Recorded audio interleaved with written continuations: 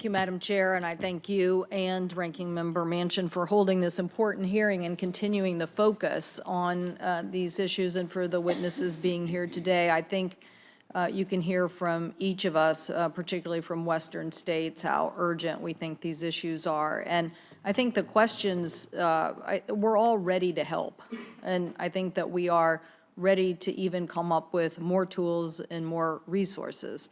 But a lot of our questions this morning are around what are you doing to implement the tools that we just gave you? And the reason why we're doing that is because we've already had the Grant County fire. I think this map from our state is alarming. It's alarming because so much of it is in Western Washington. You know, we're used to the challenges in Central and Eastern Washington, but when you're talking about the usually wet side of our state, to see fire season predictions for the latest mapping to include so much of Western Washington, it's concerning. So we want every resource that we can. We want this to be the same as, you know, any disaster that you'd be preparing for, whether it's a hurricane in the south or a storm off of our East Coast. We view the fire season as a major storm impacting us. So one of the first questions I have, Director Legarza, is we are seeing, you know, other people implementing these GPS systems as it relates to resources, fire engines, and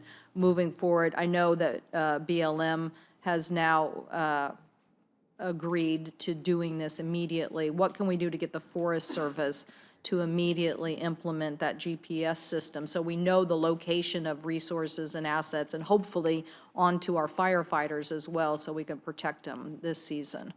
Thank you, Senator. So what we're doing in the Forest Service, actually interagency at the National Interagency Fire Centers, in just a couple weeks, we're having a 3-day industry technology day to find out what is out there, and then together we're going to figure out what do we need interagency, not just the Forest Service, but with the BLM and the states, and then put together a request for information and RFP for proposal and find out how much all that costs so that we can all talk together and be integrated through time. Well, just Mr. Rupert's agency, and we went through this a year or so ago, where we all went down with the secretary, not to put you in the particular spot, but we did go down like a year ago or 2 years ago now with the secretary and say, this is what BLM already implemented in their resource management of fire lands and drones and real-time information, and an MOU was signed by the agencies to implement that. Now we're here today where BLM has already taken the technology legislation that my colleague and I from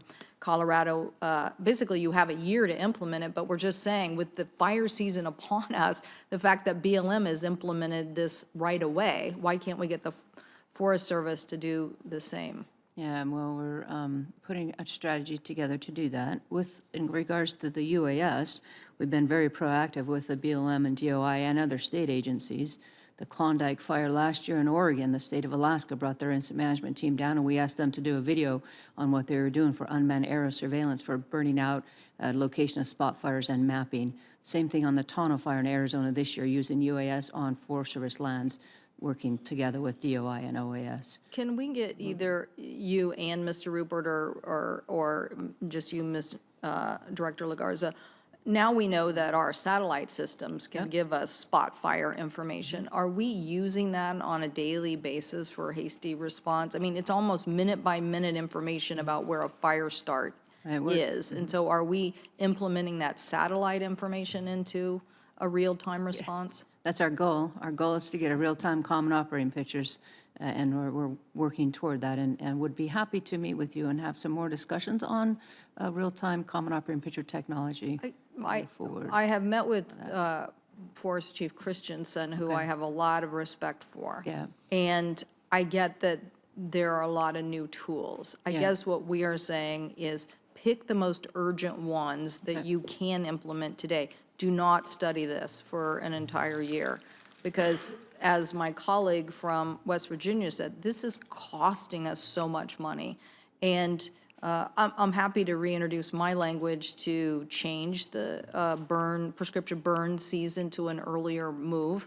I think this notion that somehow working with agencies where we couldn't get this prescribed burn window moved to more flexible times because the public might be upset about smoke. I guarantee you the people of the Northwest are very upset about smoke, and they want us to do something to, so having a smoky August instead of like moving the prescribed burn to a March or April timeframe and getting more of it done, particularly those that are already done. And I just want to say, I know my time's expired, Mr. Crowfoot, thank you for talking about the right way of using a categorical exemption. We don't need a broad, like, let's bulldoze everything, you know, because we think we can use this opportunity to do so.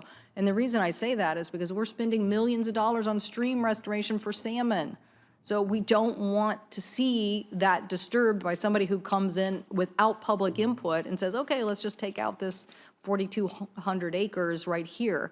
We want the discussion to be well-meaning, and we're willing to continue to work with people on more flexibility. We just got to get it the right way instead of just, again, bulldozing our way into it. Let's get you the tools, let's get you the reason, but we are all, you have our attention, and you're going to continue to have our attention because it's such a big issue, and the climate of hotter, drier conditions are going to continue to challenge us. So thank you so much. Thank you, Senator